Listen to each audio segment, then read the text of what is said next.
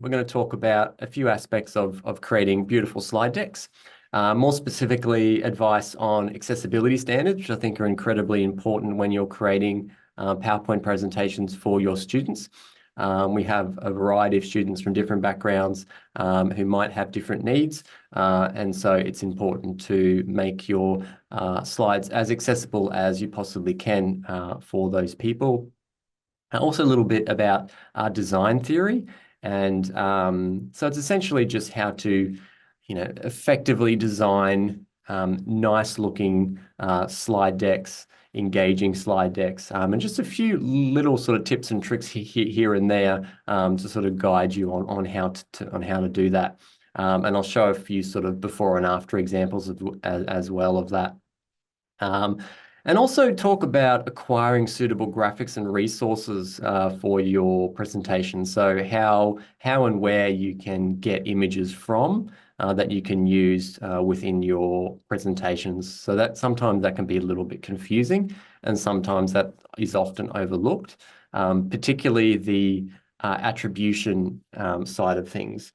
So, whenever you have an image in a slide deck, it's a good idea to acknowledge that image in some way, whether it's an image that you've created yourself, or a photograph you've taken yourself or created yourself, or an image you've gotten from somewhere else, or even free stock photos and Adobe stock photos. You do need to reference them at least in some way, even if it's just a blanket notice. And I'll show you some examples of that as we go along. All right. So I want to talk about accessibility. So it's incredibly important to sort of keep in mind that your students, as I mentioned before, they come from lots of different backgrounds. They have different needs. And so it's important to make sure that people from all types can engage with your slide decks. And one of the primary issues that people can have is low vision.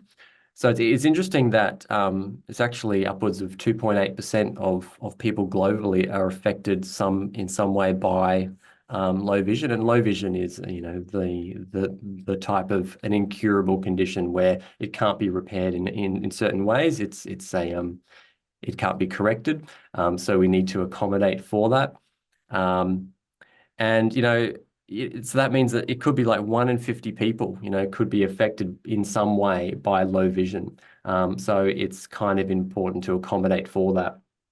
And one of the ways we can accommodate for that is simply by having things in terms of the correct sizes of text. So having text large enough that even if someone does have low vision, they can read that to some extent.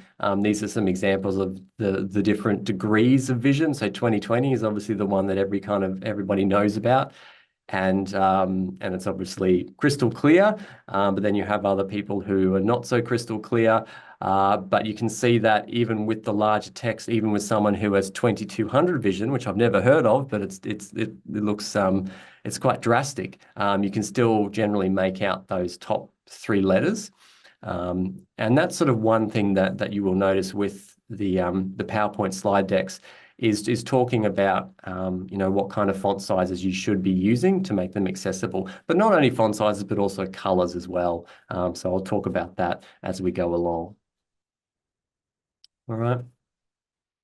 And it's also good that there are guides out there for accessibility for online content. So if you're creating things not only in PowerPoint slides, but other things online, there are really good guides out there for accessibility. So one is the W3C organization. So they have really nice guides that allows you to go on there and have a look and just see what kind of standards there are. And there are some tools that I'll show a little bit later on that particularly talk about contrast with, foreground imagery, background imagery, particularly like foreground text on certain background colors and what works best and is the most accessible. All right. So contrast is a big thing. So ensuring that there is enough contrast between the text and the background is quite important. And when we're talking about contrast ratios, you've probably heard of a contrast ratio. And sort of the most drastic one is possibly, black and white, which, has a contrast ratio of 21:1. So that's, a completely dark font with a completely white background. And then so really that is sort of the most readable text you can most literally get, because it has such a high contrast ratio. But if we go back and talk about the actual standards for readability, particularly if we're sort of looking at something around about an 18-point type font, the 4.5:1 is the minimum. So that's starting to get to a point where if it gets any lower, some people with lower vision are going to have an inability to see that. So it's important to sort of keep this ratio above a certain point.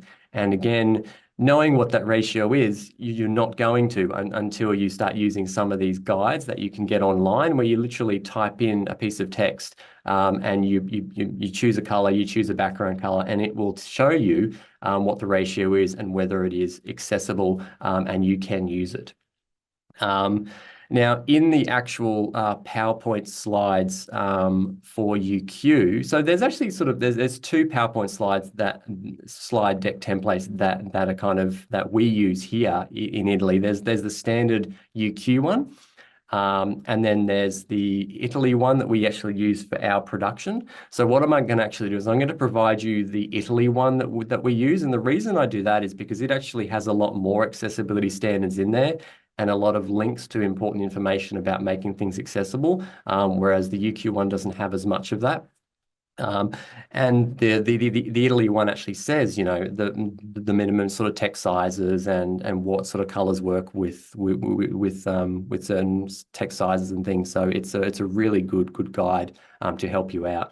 And even though I say it's Italy specific, it still does have all the standard UQ slides in there. It just has a little bit more extra stuff in there for things that we do here in Italy in terms of filming in the studios and doing pen recordings and stuff like that. All right. So this is actually one of those pages, and there's a reason it's blurry. Your eyes aren't deceiving you. This is one of those slides. It's actually in the slide deck that in the PowerPoint slide that we produce here in Italy, and it sort of talks about what are the best colors to actually use on top of what text color to use on top of other blocks of color to make them most accessible. And then you'll sort of notice that even though you do have, I'm not sure what ratio this is in terms of blurriness, but you will notice that even when stuff is quite blurry, the really clear high contrast stuff of sort of the purple on the white or the black on the white, even as it gets down to sort of smaller sizes, is not too bad. But as soon as you get down to the really small sizes, of like the number values underneath the blocks of color, they become unreadable. So that's why we tend to try and make sure that text is a little bit bigger than that. And I think sort of the size is we try to keep the point size between around 14 and 16 because when you have sort of a bit blurry vision, 14 and 16 is actually still relatively readable, even with a fairly substantial kind of disorder in terms of vision. So yeah, we try to aim to have the body text in most things that we produce between 14 and 16, and then onto that, adhering to make sure that the contrast is enough that it's readable by most. So these are those contrast checkers that I mentioned before, and they literally you can go online and you can type in the color of the text that you're wanting and the background color that you're going to have. And there's a few different versions out there, but you can have a look at whichever one you think sort of is easiest to use and works the best. And it basically has a little tick box that tells you sort of how approved it is and whether it adheres to the minimum size and the minimum contrast ratio for those particular colors. So really, really good resource. So another consideration is color blindness. Now, it affects 4.5% of people, so that's not an insignificant number. Now, there will be people in your class that will actually have color blindness. So it's a 1 in 12 men and 1 in 200 women will be affected by some form. And the problem is that you can't actually generally correct for that with our slide decks. So what we need to try and do is avoid having color as the only identifiable way to identify information.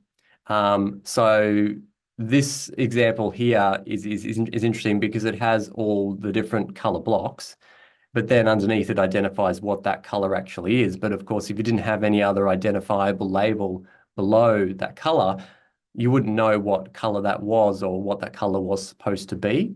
So that's a consideration when you are designing your slide decks or your PowerPoint. I keep saying slide deck. I don't know how many people actually use the term slide deck for PowerPoint, but you'll hear me say that. I'm in PowerPoint presentation. I don't know if it's a new school or an old school way of saying PowerPoint, but anyway.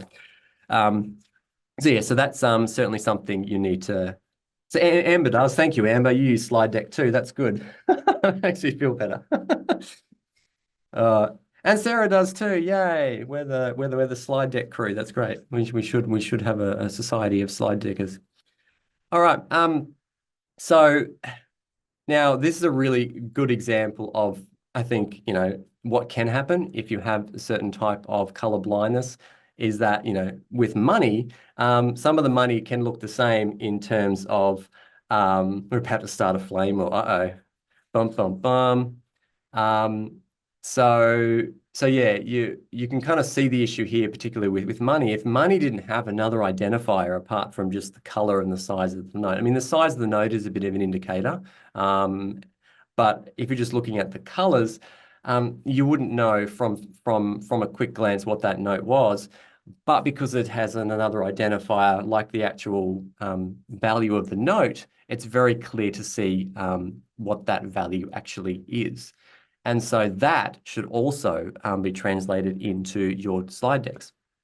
So if you were doing a slide deck for the Australian population growth since 1961, this looks fine. For most people, you'd look at that and say, what's wrong with that? The problem is that for people with color blindness, Queensland and South Australia stats, those two purples, they might look the same color. The greens and the blues might look same color or just the wrong color, and they won't know what those values are actually associated with. So what you really should be doing is, if you have a graph like this, is you should be also adding in other information to that to identify the fact that, all right, so New South Wales is that color, Victoria is that color, Queensland is that color. So yeah, color should not be the only way to identify information within your slide. It's very, very, very important. All right, so I want to talk about some design principles. And as always, my chat is open, so that's why I'm sort of reading as I'm going along, seeing all these little jokes come through and having a laugh. So yeah, just feel free to comment into there, and I will bring that up during the presentation.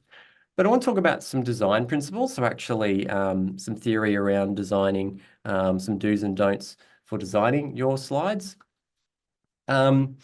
One big thing is consistency, is trying to keep things fairly consistent. And the nice thing about the UQ PowerPoint slide decks is that that's already kind of built in anyway. If you tend to sort of follow the templates and keep the fonts the same, keep the colors consistent, use the layouts that they have, you'll generally be okay with adhering to consistency. So, having repeat fonts, having the same kind of dot points, the same kind of colors, the same kind of icons. So because the slide deck has that all built in, there's nothing worse than going to a slide deck and you're watching it through, and it starts off UQ branded, but then the next slide might have been a slide that was copied in from a different slide deck that was made yonks ago with the wrong branding or just no branding at all. And then it jumps to the slide after that is a UQ branded one. It doesn't look consistent and doesn't look professional. And I know it can be a real pain because unfortunately, oftentimes when you bring in a slide deck into PowerPoint and you apply a different kind of theme to it, it never does it right. It always puts things all over the place. You just need to do the best you can to try and keep things consistent and try and adhere to those slide decks by just adhering to the same fonts, dot points, colors, and the same style of icons that UQ uses.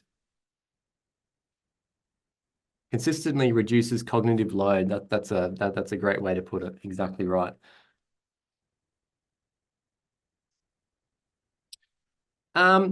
So proximity. So proximity, it helps establish connections between things, and it can be used to group information together.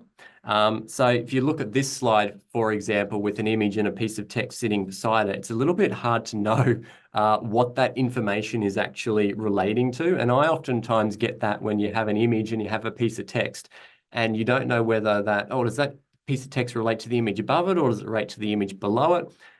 So that can be quite burdening to sort of work out as a person is looking at a set of slides. So it can be very easily fixed by just using a bit of white space, and I'll talk about white space actually in the next slide, but just separating content out, making sure that you know exactly what text, what information goes with what image, and that works hand in hand with white space. White space isn't a bad thing. If you're talking over the top of a PowerPoint presentation and things are happening on screen, you don't need to fill your PowerPoint presentation with heaps and heaps of stuff.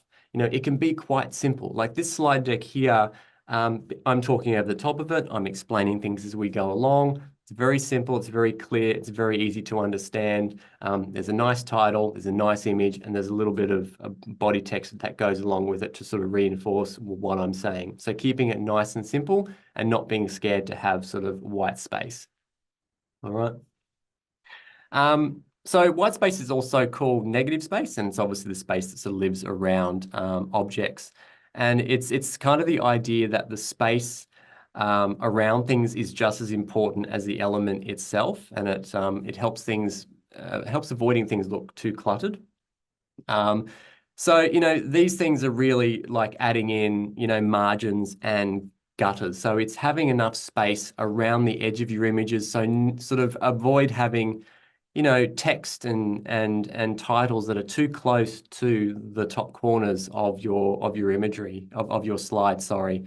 And try to have a nice even amount of space besides your text and your imagery, and an even amount of space, between, say, the image here on the right and the edge of the frame. Now, again, if you sort of adhere to the UQ slide deck, this will be covered most of the time. So it's very, very important to sort of stick to that as much as you possibly can. And so contrast. So contrast is very, very important. So contrast is a really good way of emphasizing key elements and establishing a certain hierarchy. And contrast is not just, a lot of people think of contrast as, the more contrast is like you have black and white. That's like a huge amount of contrast between those two colors. But you got shades of gray, and that's not too much contrast between the shades of gray.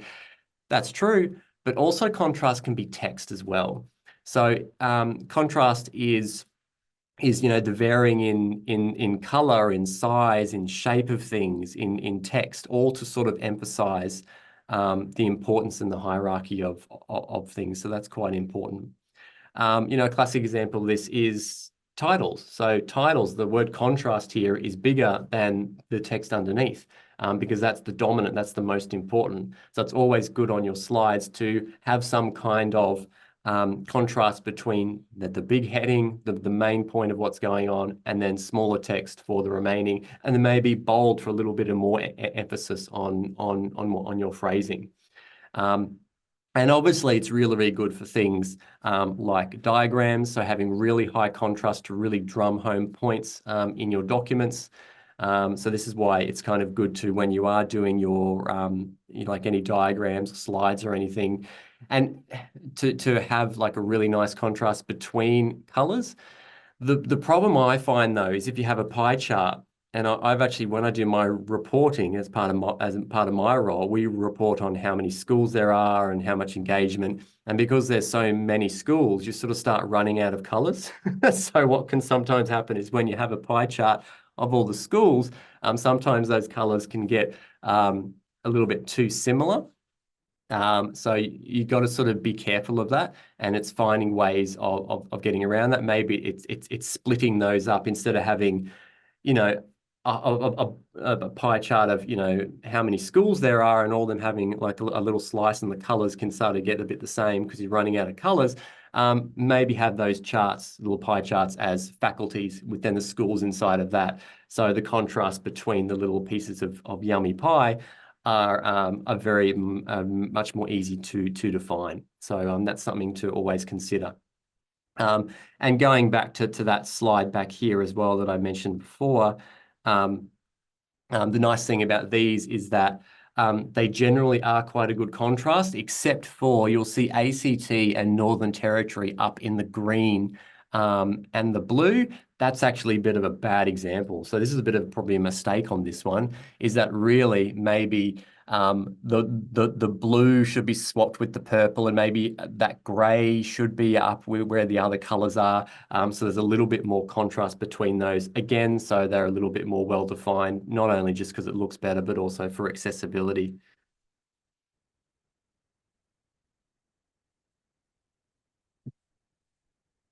All right.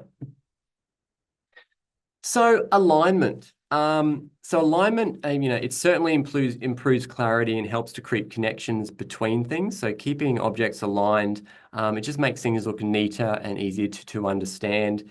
And it's really, really easy to do, because when you're bringing in images into PowerPoint, you know, it can tend to you know, you can tend to just plop things on and just not worry about it, not worry about the positioning. And so something might be just lobbed a little bit too low, or not centered, or you know, you have a block of text and then you have a picture beside it, and that picture sort of a little bit dips down. So just really simple, easy ways you can make things look nicer is just aligning things up, aligning your text to your image, aligning icons to your image, you know, centering things, and just having things, well, in this particular example here, you know, aligning your text to your imagery and sort of working with the white space as well can really, really improve the overall look of your imagery. All right.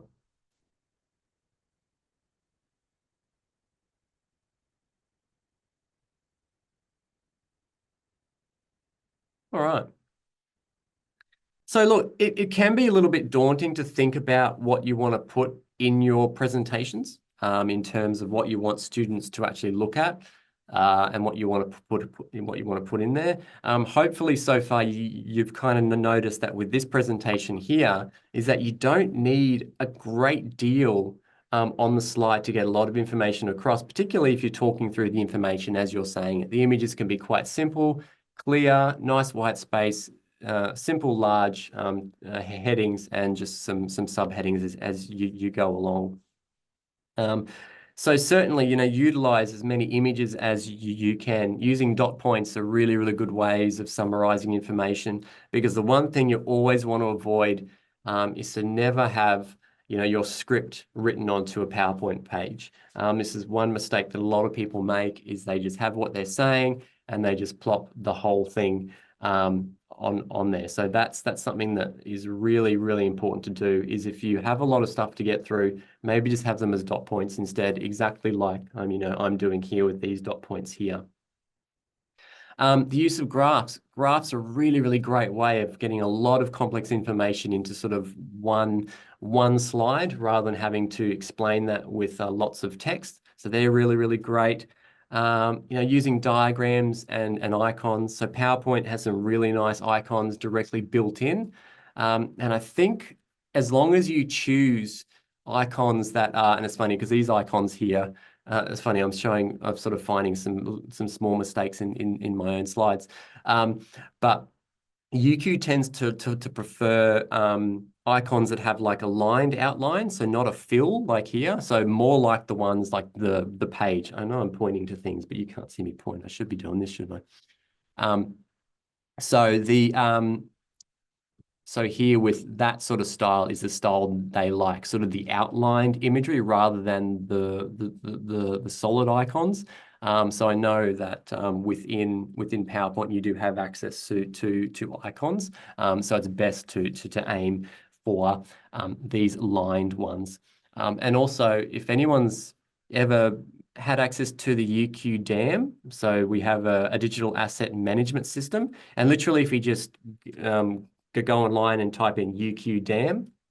The UQ DAM allows you to basically log in with your credentials, and you have access to a wide variety of UQ specific stock photography. So just imagery of the campus, imagery of people. Yeah, there we go. There's Chris has just whacked a link in there for you. It even has some of your staff photographs, so you'll be surprised what's actually up there. You'll probably have to find your staff photo up there. And they also have icons as well. They don't have a great deal of icons, which is unfortunate, but they do have some sort of quite common icons that you can download and utilize that are all that lined approach. But also just stock photography of the university that you can drag and drop in to your slide decks from a wide variety of different kind of genres. Quotes are really good. So nice big quotes. If to get a point across, you have a picture of a person and you have a big quote, or you have a picture of an image and a big quote. So they're a really, really good way of getting very simple information across. And oftentimes when we're doing our productions stuff here, it's just quite impactful just to have just a nice heading, a nice picture of a person, and just a solid quote that a person can actually read and digest as you're speaking. And as I mentioned before, don't fill your slides full of text. That never looks nice. It looks cluttered. People are going to be too distracted by looking at what's happening on the screen rather than listening to what you're saying. And the other thing is it's always well and good to sort of rattle on with lots and lots of information, but if you can, as you're speaking, if you can decide, well, actually what I'm speaking could actually be summarized quite well by just having some sort of animation within my slides. So if you have a graph here, you might be just talking about the graph and saying, all right, so this is a graph of say we'll go back to the population of Australia. Although really this wouldn't be because it didn't dip down, did it? let's say it's a share market instead of the population, because whatever, it's a bit terrifying if that was the population, wouldn't it? So let's say it's a share market and you're talking about the share market and you're going, oh yes, it went up and then dipped down and went up, blah, blah, blah, and you're sort of talking about it in depth. But in reality, you could just sort of very simply just have nice things fade in to illustrate what you're saying instead, and sort of guide them through that. And circle things as they're saying. So you can actually use visuals instead of having to over-explain things. Yeah, dips and troughs and mountains and stuff. You can emphasize with arrows and circles. And again, all these are really, really easy to have inside PowerPoint, because it has all these built in. It has shapes, it has graphs, and again, you stick to the UQ colors, you'll be fine. All right. So this could be a bit of a controversial one. So when you have a slide, it is kind of nice to have stuff happening on that slide all the time. So you'll sort of notice that as I've been going through these slides, actually, there's no, it's quite funny that the time your shot slide doesn't actually have anything else happening. But anyway, what should be happening on most slides is that something should be happening.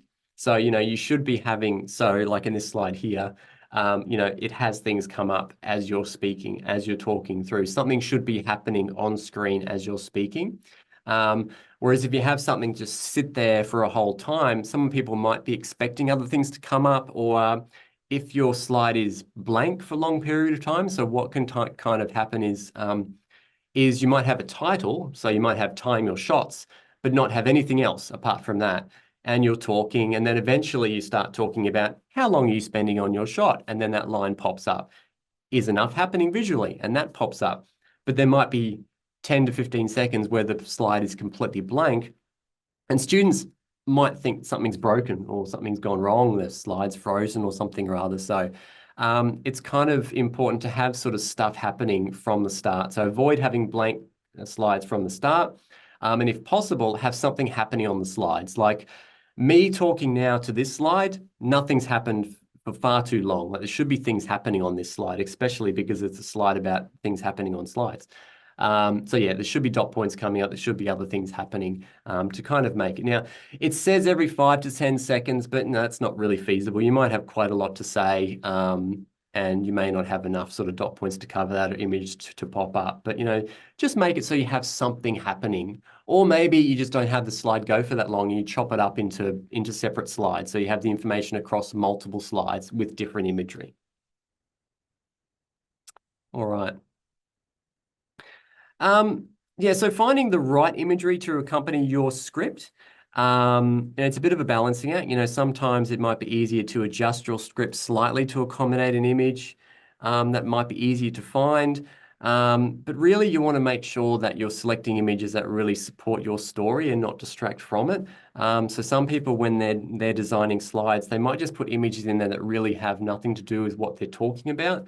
In this particular case, we have a scale, and it's because we're sort of talking about, a balancing act between what images are used versus the script. So it kind of makes sense. But if you had that balancing act on the previous slide, it wouldn't make sense. And I know that's a really simple thing to get across, but and sort of is very obvious to have an image that relates to what you're saying. But what a lot of people do is they do sometimes put in an image without thinking, and it doesn't make sense. It doesn't really fit what you're trying to say. And that can be quite distracting for people to sort of see an image and kind of work out, what does that actually mean? I'm not quite understanding what that image means. So just make sure that anything you have on screen directly relates to what you're saying. Again, I know that that's quite obvious. But the other thing is to also avoid unnecessary detail in images. Like a good example is, you might be talking about the Australian population or something like that. You might have like an image of the Australian population and you're just talking about that, but then you can only find an image that might have, Australia listed, but you have all the other countries listed with all their populations as well. And, if you're just talking about Australia, you don't need to have a list of other countries' populations. But if you were referring to other people's, maybe you could, and maybe you would have the Australian population highlighted first, and then you would have them all come up. So it's about also just making sure that, whatever you're talking about at the particular time is the most prominent. And then maybe if you're introducing other information later on, you can bring that in at another time. All right. And also just thinking about things when things appear. So when you have dot points come up, when you have images come up. And as I said in the previous slide, having stuff come up, not having a slide that's blank for too long, that's very, very important. All right. Oh yeah, and reordering your script to enhance what you are showing. So a good example of that is this line here. So if this was what you're trying to get across, you can clearly see how something is affecting both these graphs when we compare them. So if we went with that script and then we showed this, so we're saying you can clearly, where are we? Yeah, so you can clearly see how something is affecting both these graphs when we compare them. And then if you went to the next slide, you wouldn't see that second graph for long enough. So you also need to think about that, how long stuff is actually on screen for. So if you're displaying quite complex information, you may need to reword your saying to have, I guess, the outcome happen quicker. So in this particular example here, if you showed that first, those first two graphs right at the start, where we say, if we look at these two graphs, and then you jump straight into the second one and compare them, you can clearly see something is affecting them. So you've got a little bit more time for that second graph to stay on screen so people can kind of digest the information. Now, of course, students can pause it if they want and to digest it. But it's just giving people enough time to digest what's happening on screen and not just jumping to the next slide too quickly. So the next thing is sourcing images and referencing them. So there's quite a few places that you can get images from. So one of the most common ones is people tend to think about paid stock photography sites. But really, there are so many free ones out there. And of course, we have an Adobe subscription through the university. So you have access to, I don't know how many it is, tens of thousands, hundreds of, I don't know how many, there's a lot. So there's a lot of imagery out there that's free. So really using paid sites would have to really be your very last option. Because you have access to a lot of free image sites. You also have a lot of access to free video as well. It's not as much as images. So if you go to the Adobe stock site, and you can actually search for free videos, which a lot of people don't know about.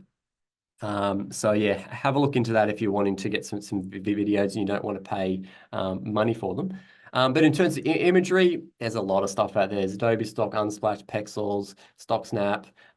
Creative Commons search is actually a really good one because it allows you to actually specify what kind of Creative Commons licenses you actually want to see in the images that you're trying to find. Flat icon and Pixelgate. So flat icons are nice for getting sort of icons for your presentations as well. But making sure that you do choose one that have that sort of lined outline like UQ approves. So yeah, so they're definitely a point of call. But yeah, the first thing is stock.adobe.com because we all have licenses. So you just log in and you can search the vast catalog they have there. One big thing that is here and now is AI imagery. And you can get a little bit tripped up when you go on stock photography sites because sometimes they will have an AI generated image that looks very real. And this particular image here of this little wooden robot, he looks like a photograph of a little wooden robot. So if you saw that on a stock photography site, you would probably just think that was a nice robot and someone just took a photo of it.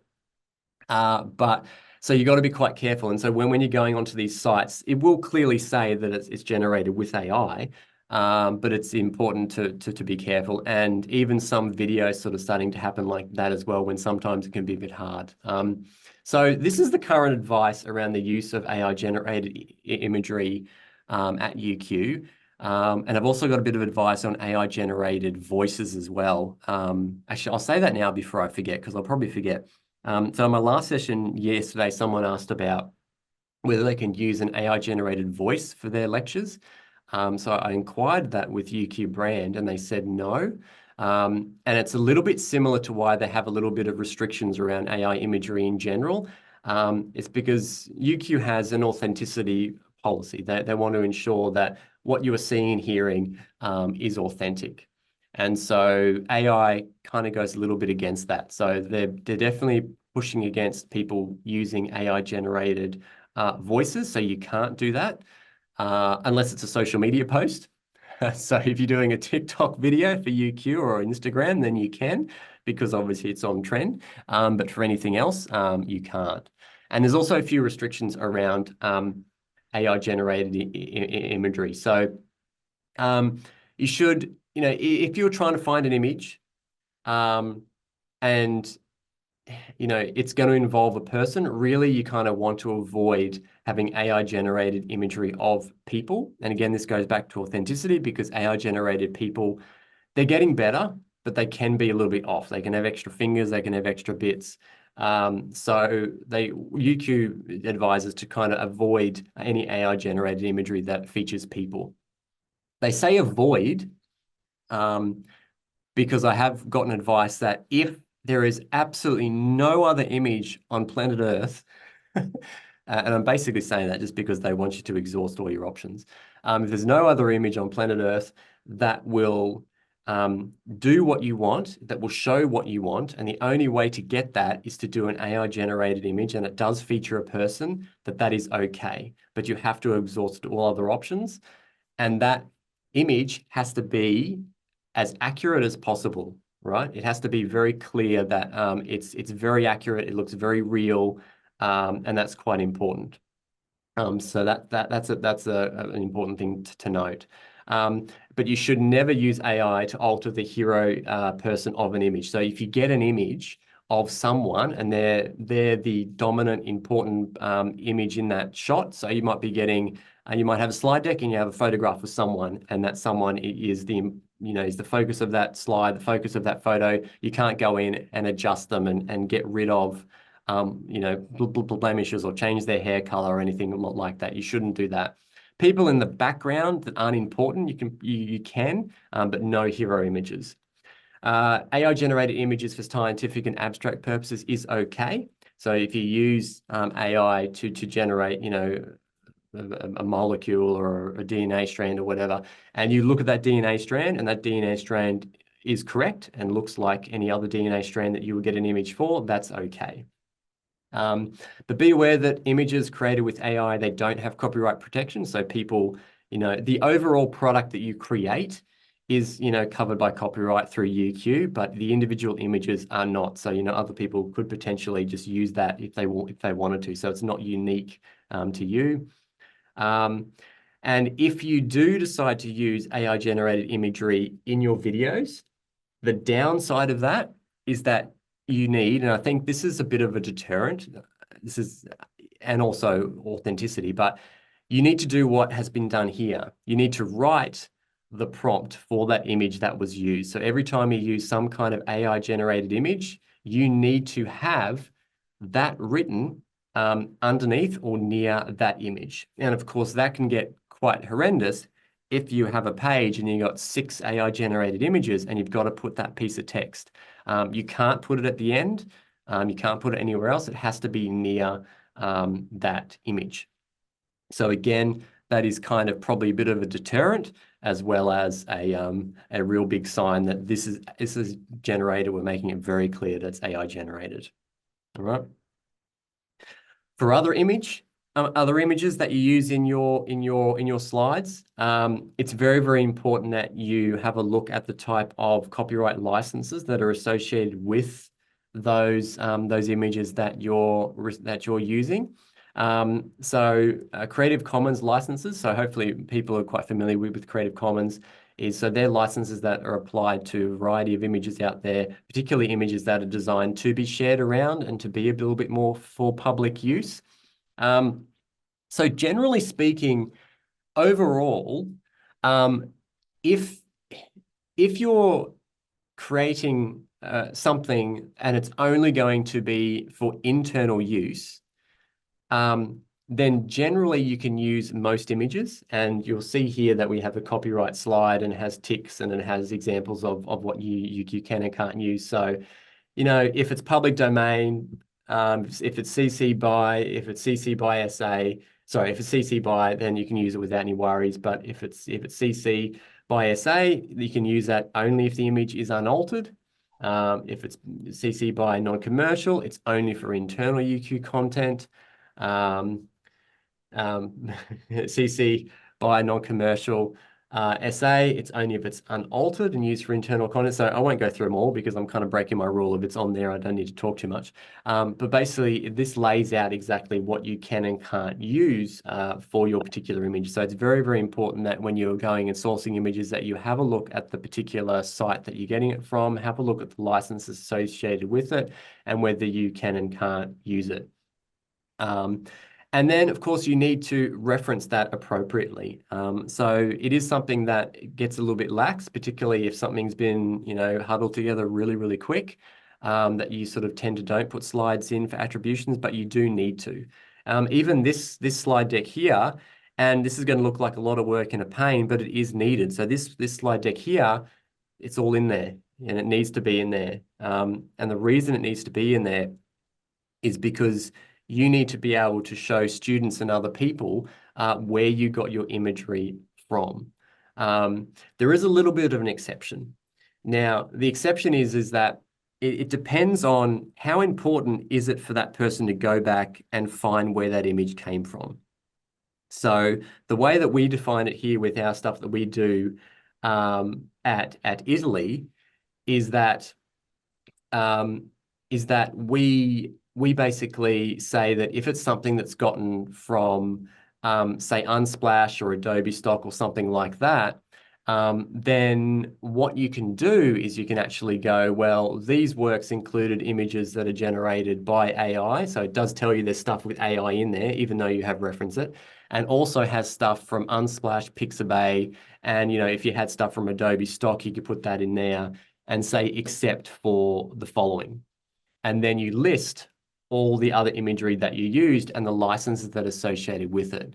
Now, if this slide deck only had images that were from Adobe Stock, Unsplash, Pixabay, you wouldn't actually necessarily need to list them individually. And the reason being is that if stuff came from like Pixabay, Splash, Adobe Stock, it's not generally stuff that people are going to want to go find out where it was. Whereas if you have a slide deck and it contains imagery of, if you're doing something on archaeology and it's got an image that you sourced of some important image from some archaeology dig or whatever, and it's actually something that is something that people are going to want to go back and have a look at and find out where that was to find that original image. So that's where you need to put a reference in.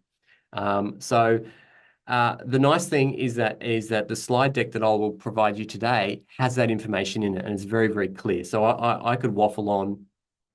I could waffle on for ages about this, but the actual slide deck that I will provide you has that very, very clear, and actually has different kinds of attribution slides out there that you can use. And has a lot of information in there about exactly how you should be attributing stuff for your slides. So I'll be able to send that out and be able to have a look at that information and make your own determinations about how you should reference your stuff.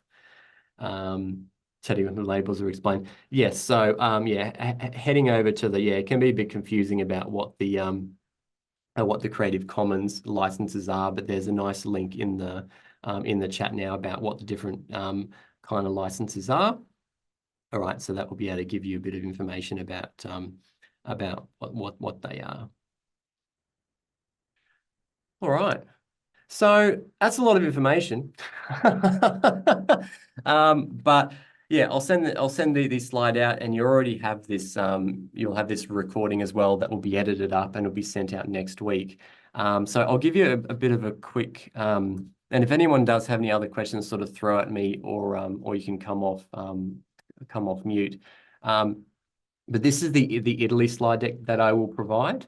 So essentially, it does have Italy specific stuff in there that talks about our filming in our studio. This is what has sort of close-ups and half screens and this stuff here. So this is really good for, if you're wanting to design something for us here. But I think what's sort of more important for everyone is to just have a look at the instructions on the colors you should use. You can probably ignore these if you're not doing anything with the Digital Learning Uplift program. It talks about the full screen size, the text sizes, layout, composition, storytelling, attribution, how to attribute stuff appropriately. So all that information is in there. So it's a bit more clear and better explained. And copyright license types and exactly what you can use them for. And then so the also have different types of attribution slides in there as well. Yeah, so that's fine.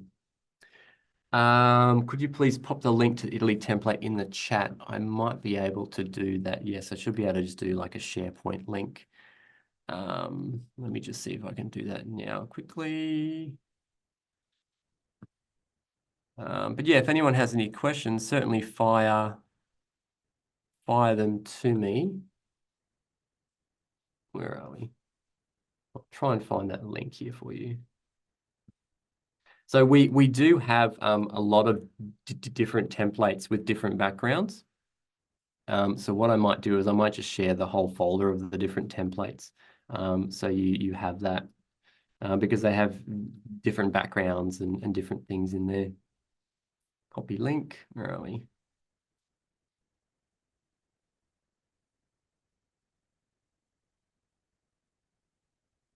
All right, there we go. I'll whack that in the chat for you.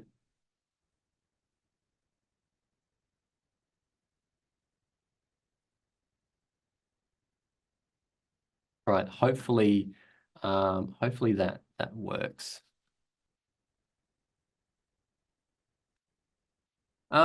So yeah, thank you very much, everyone. I hope that was quite informative. You got a lot out of that. So yeah, I'll send these slides to everyone, and you'll also get the recording in a little bit. Actually, no, it'll probably next week. I'd say that you'll get the recording for this. Yeah. So, oh yeah, and the CC by, yeah, so that includes, it says you need to give credit to the creator. So that's what the BY means. So yeah, if something does have a CC BY license, I saw that in the chat, then yeah, credit should be given, whereas other licenses may not say that. They may say you don't have to. All right. I think I've got is there someone else in is it best practice reference sorted slides? Yeah, it's best practice to add it to the end. And it's also best practice, which is something that wasn't in this slide deck here, which it should have been. And I actually noticed this, but didn't have time to put it in, is that where you have an image that you're wanting to reference, you should have like an A1 in the corner to identify that that is going to be the number one. If you go to here, it'll be, number one here. So that's the way it should be done. Yeah, it should have on your slide a 1 in the corner, and that basically acknowledges that whatever image is in here is an A1, and that's the image you need to reference.